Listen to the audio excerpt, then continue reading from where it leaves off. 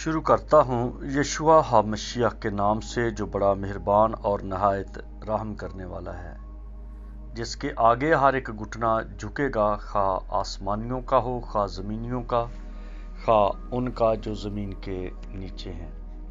MCM university کے تمام students اور مبارک منسٹری میں شامل خدمت کرنے والے بھائی بہنیں اور عالمگیر کلیسیا کو سلام، شلوم، جے مسیح کی۔ میرے دوستو، آج جو ہمارا ٹاپک ہے وہ بڑا سینسٹیو اور بڑا تسلی بخش ہے۔ سب سے پہلی بات جو ان دنوں میں آپ کے ساتھ شیئر کرنا چاہتا ہوں، وہ کچھ میرے اسٹوڈنٹس ہیں جنہوں نے میرے ساتھ یہ سوالیہ طور پر بات کی کہ کیا خدا انسان سے ڈرتا ہے؟ میں نے کہا کہ کیوں، یہ کیسے آپ نے سوچا ہے؟ کیونکہ میں بارہا یہ بتا چکا ہوں کہ ہمارے ساتھ جو MCM یونیورسٹی کے اسٹوڈنٹس ہیں، نیپال سے، انڈیا سے، یورپ اور پاکستان، کینیڈا، امریکہ، انگلینڈ سے جڑے ہوئے ہیں، اور ہم کوشش کرتے ہیں کہ بائبل کے جو خاص ٹاپک ہیں انہیں وضاحت کے ساتھ بیان کیا جائے۔ گو جو کچھ کلام مقدس میں لکھا ہے، پالوس کے ساتھ مل کر ہم یہ کہتے ہیں کہ اس کو روبرو دیکھیں گے جیسا کہ وہ ہے، لیکن روح القدس کی رہنمائی میں ہم اب بھی خدا کے کلام کو سمجھتے ہیں، اور خدا کا روح ہمیں سکھاتا ہے کہ کون سی باتیں محاوراتن ہیں، کون سی باتیں روایتی ہیں، کون سی باتیں کسٹم کی ہیں، رسم و رواج کی ہیں، اور کون سی علم الہیات کی ہیں، کون سی باتیں جغرافیے کے لحاظ سے ہیں، کون سی باتیں جو تاریخی طور پر ہیں، اور کون سی باتیں ہیں جو مومل ہیں، جن کا کوئی اثر نہیں لیکن وہ کلام مقدس میں، بائبل میں لکھی ہوئی ہیں۔ تو ان باتوں کو محلوظ خاطر رکھتے ہوئے آپ اس پر دھیان دیں کہ خدا کبھی کسی وقت بھی کسی طور پر بھی انسان سے نہیں ڈرتا۔ وہ خدا ہے ہی نہیں، اسے خدا کہنا بھی ایک طرح سے گناہ ہے، کفر ہے، کہ جو انسان سے ڈرتا ہے اور انسان اس کو اپنا خدا مانے، اور خدا اس کا جو ہے وہ انسان سے ڈر رہا ہے۔ یہ نہیں ہوتا۔ آپ اس کے نوٹس بنائیں، اپنی کاپی میں لکھیں، اور اس کا پرچار بھی کریں، اپنے ساتھیوں کو بتائیں، کیونکہ اگر یہ جو آپ نے میرے ساتھ سوال کیا ہے اس طرح اور بھی لوگ سوچتے ہیں تو یہ بڑی غلط فہمی ہے، اور افسوس، صد افسوس ان استادوں پر، ان رہنماؤں پر، ان لیڈران پر جو اس طرح کا پیغام دیتے ہیں کہ محسوس ہو کہ خدا انسان سے ڈرتا ہے۔ پہلی بات یہ ہے، خدا انسان سے ڈرتا نہیں، خدا انسان سے پیار کرتا ہے۔ کیونکہ یوحنا کی انجیل اس کے 3 باب میں لکھا ہے، 16ویں آیت، اگر آپ پڑھنا چاہیں تو پڑھ سکتے ہیں، ورنہ آپ ریفرنس کے طور پر لکھ لیں۔ لکھا ہے کہ خدا نے دنیا سے ایسی محبت رکھی کہ اس نے اپنا اکلوتا بیٹا بخش دیا، تاکہ جو کوئی اس پر ایمان لائے ہلاک نہ ہو بلکہ ہمیشہ کی زندگی پائے۔ خدا نے دنیا سے ایسی محبت رکھی۔ اب یہ دنیا جو ہے، اس کے 2 ویو ہیں، ایک ہے یہ پلینٹ اور ایک ہے اس پر رہنے والے لوگ۔ اگر آپ اس پلینٹ کی خوبصورتی کو دیکھنا چاہتے ہیں تو آپ پیدائش کی کتاب دیکھ سکتے ہیں۔ کہ کس طرح سے اس زمین کو سجایا گیا ہے، بنایا گیا ہے۔ کہیں پہاڑ ہیں، کہیں دریا ہیں، کہیں وادیاں ہیں، کہیں جھیلیں ہیں، پھول ہیں، پھل ہیں، اور رنگ برنگے پرندے ہیں، اور پھر اس پر روشنی ڈالنے کے لیے لائٹنگ کا انتظام ہوا ہے۔ سورج ہے، چاند ہے، ستارے ہیں۔ پھر اس پلینٹ کے اوپر درندے ہیں اور پرندے ہیں، معصوم جانور ہیں، چیر پھاڑ کرنے والے جانور ہیں، مچھلیاں ہیں، بڑی بڑی مچھلیاں، چھوٹی چھوٹی مچھلیاں، بہت چھوٹی چھوٹی۔ یہ سارا کچھ اس پلینٹ پر اتنا خوبصورت ترتیب دیا گیا کہ اس میں ایک بھی چیز بے مقصد نہیں، بے معنی نہیں۔ کئی دفعہ کئی چیزیں ہمیں بے معنی لگتی ہیں، حالانکہ وہ بے معنی نہیں ہیں، انہیں ہم سمجھ نہیں پائے۔ یہاں تک کہ معمولی سے معمولی جو بیکٹیریا ہے، جو آپ خوردبین سے بھی بڑی مشکل سے دیکھتے ہیں، جس نے تقریباً 3 سال اس زمین پر راج کیا ہے اور انسانوں کو کھڈے لین لگا دیا ہے، اس وائرس کا کیا نام تھا؟ کرونا۔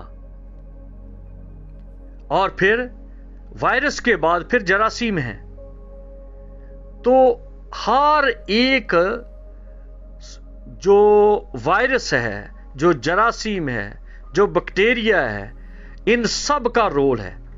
اور جو پانی میں چھوٹے چھوٹے پونگ سے چھوٹی چھوٹے جسومے جو نظر آتے ہیں، ان کا بھی عمل ہے۔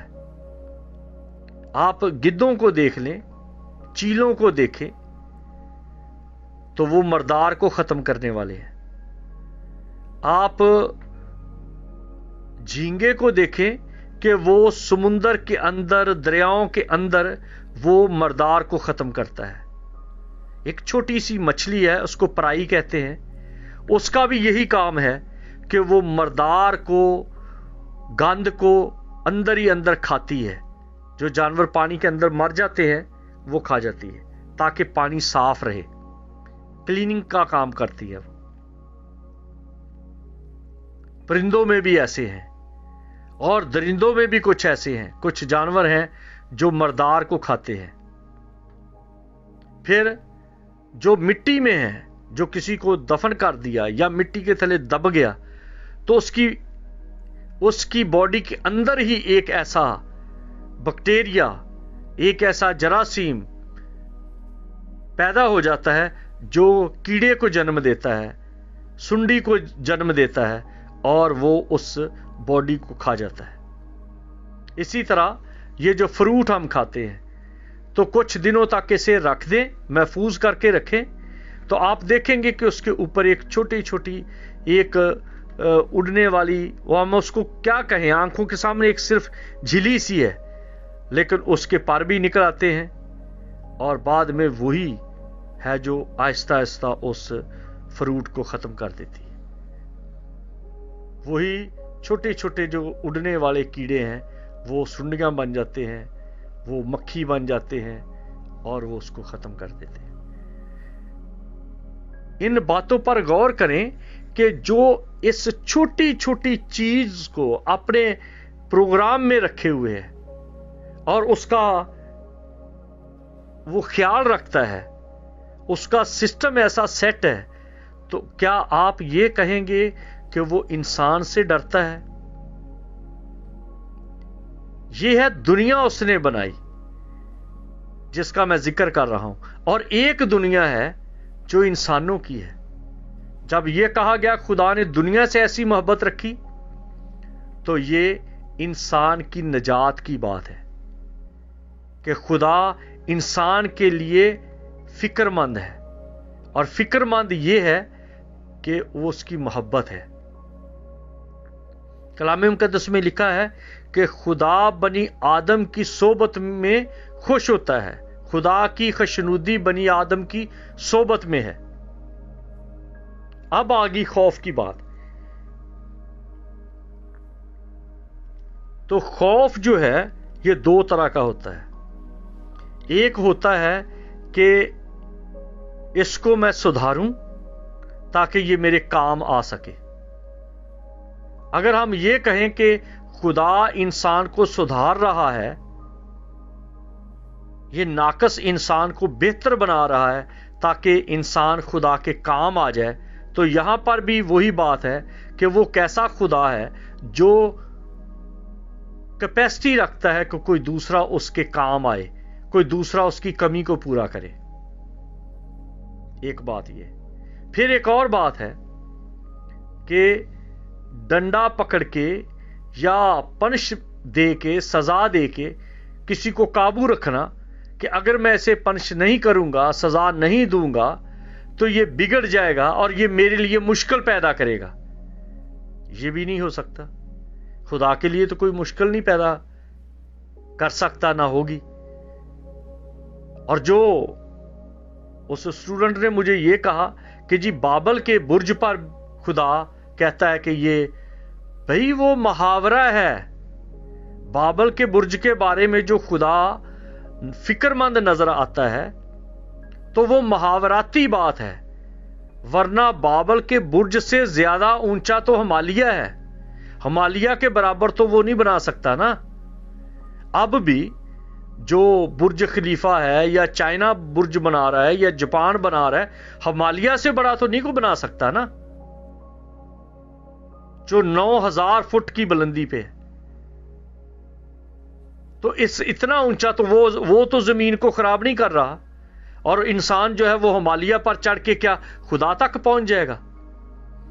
بائبل کو پڑھیں، سمجھیں کہ کہاں پر محاوراتی باتیں لکھی گئی ہیں، کہاں پر ایک طرح سے ایک انڈرسٹینڈنگ کی بات کی گئی ہے۔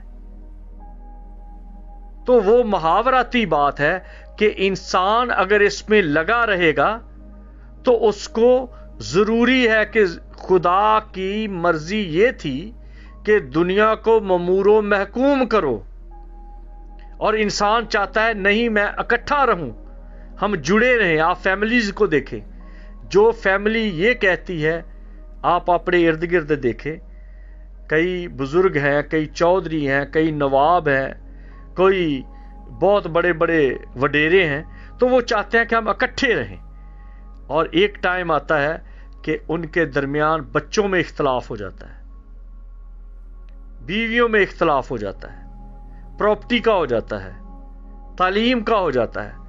تو خدا چاہتا ہے ہر شخص آزاد رہے۔ یورپ میں کوئی بھی کسی پر قبضہ نہیں کرتا۔ 18 سال تک بچے اپنے پیرنٹس کے تابع ہوتے ہیں، ان کی سنتے ہیں۔ تابع کا مطلب یہ نہیں کہ پیرنٹس ان پر حاکم ہیں، وہ صرف نگاہ رکھتے ہیں ان پر کہ کوئی ایسی سوسائٹی میں نہ بیٹھ جائیں، ایسے گروپ کو نہ جوائن کر لیں، ایسی محفل نہ اڈاپٹ کریں جس میں نشہ بازی ہے یا کوئی کرپشن ہے یا قتل و غارت ہے یا خون ریزی ہے یا خود سوزی ہے۔ اس لیے پیرنٹس نگاہ رکھتے ہیں۔ جب چھوٹے ہیں تو ان کے وہ فیڈر کو دیکھتے ہیں، دودھ تو نہیں پھوٹ گیا، جو کھا رہے ہیں وہ صحت مند کھانا ہے یا نہیں، اس طرح سے۔ تو یہ خوف نہیں ہے ماں باپ کو، لیکن ماں باپ اپنی محبت کی وجہ سے ان کا خیال رکھتے ہیں۔ اسی طرح سے جب شادی ہو جاتی ہے ان کی، تو ماں باپ کو بچے پیار کرتے ہیں، بچے ماں باپ کو وزٹ کرتے ہیں، بچے بھی اس بات کا خیال رکھتے ہیں کہ وہ آزاد ہیں، وہ بالکل اپنے طور پہ بالکل آزاد ہیں، لیکن پھر بھی ماں باپ ان کو کہتے ہیں کہاں گیا تھا، کیسے تھا، کیا ہوا۔ وہ ایک اٹیچمنٹ کی بات ہے، اور ماں باپ بھی بچوں کو وزٹ کرتے ہیں، بچے بھی ماں باپ کو وزٹ کرتے ہیں۔ پھر اس کے بعد ہے میاں بیوی کی بات کہ وہ دونوں اکٹھے رہتے ہیں. ہسبینڈ اپنی جگہ پہ آزاد ہے اور بیوی اپنی جگہ پہ آزاد ہے، لیکن ان کی آزادی جو ہے وہ بدی کے زمرے میں نہیں آتی. آزاد ہیں، وہ جو چاہتی ہے وہ کرے، جو چاہتی ہے وہ کھائے، جو چاہتی ہے جیسے چاہتی ہے سوئے. اسی طرح ہسبینڈ بھی، لیکن وہ ایک دوسرے کے ساتھ جڑے ہوئے ہیں. یہی بات ہے خدا کی اور اس دنیا کی.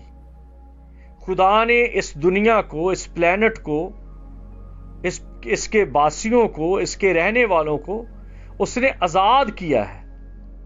آدم کو خوبصورت دنیا بنا کر اس پہ رکھ دیا اور اس دنیا میں اسے کہا کہ اب تو آزاد رہ، خوش رہ، جو تو کرنا چاہتا ہے کر، لیکن اپنا ناس نہ کر دینا. جیسے ہم اپنے بچوں کو ایک پلے روم میں چھوڑ دیتے ہیں، وہ کھیلتے رہتے ہیں، لیکن ہم ان کو کبھی یہ اجازت نہیں دیتے کہ وہ بجلی کی تار کے ساتھ کھیلیں.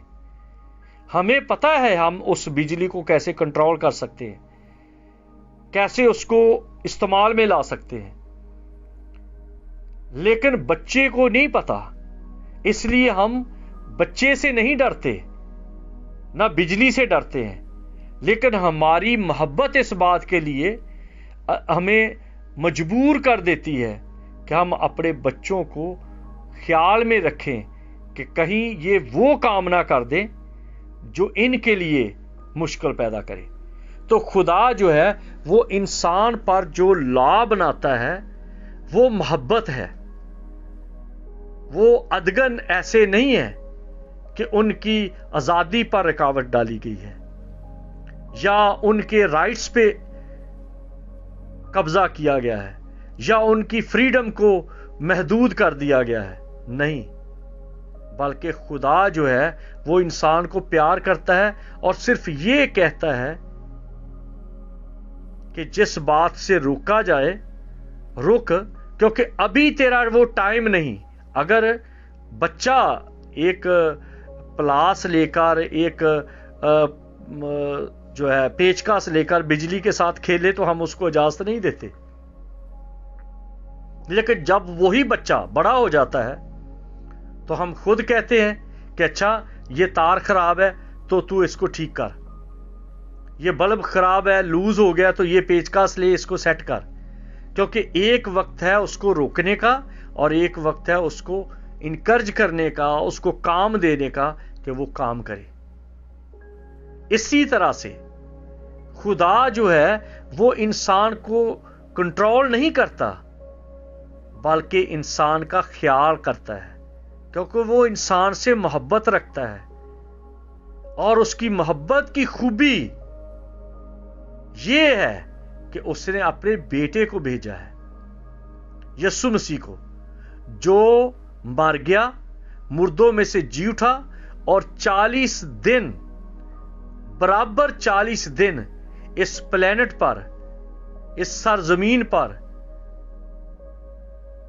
ان لوگوں کے درمیان وہ اس طرح سے رہا کہ ان کے ساتھ سفر بھی کیا، ان کے ساتھ کھانا بھی کھایا، ان کے ساتھ کھانا پکایا بھی، اور انہیں ان کے ساتھ ہر طرح کے عمل میں دخل دیا. وہ بے اعتقاد ہوئے، ان کو ملامت کی، وہ مایوس تھے، ان کو سلامتی دی، وہ اندر سے خالی تھے، ان کے اندر روح القدس پھونکا، وہ بے سمجھ تھے، ان کو ترتیب دیا گیا کہ ٹھہرے رہو جب تک روح القدس کا لباس نہ ملے. اور روح القدس کے لباس کی یہ خوبی ہے کہ لکھا ہے کہ روحانی آدمی سب کچھ پرکھ لیتا ہے لیکن خود کسی سے پرکھا نہیں جاتا. اس سے انہیں کثیف بدن سے لطیف کی طرف رغبت دی گئی اور کہا ٹھہرے رہو. اب تھوڑا سا وقفہ کر لیں اور پھر ہم اکٹھے ہوں گے اگلے سیشن میں، تو آگے بات کو لے کے چلیں گے. Take care. جے مسیح کی.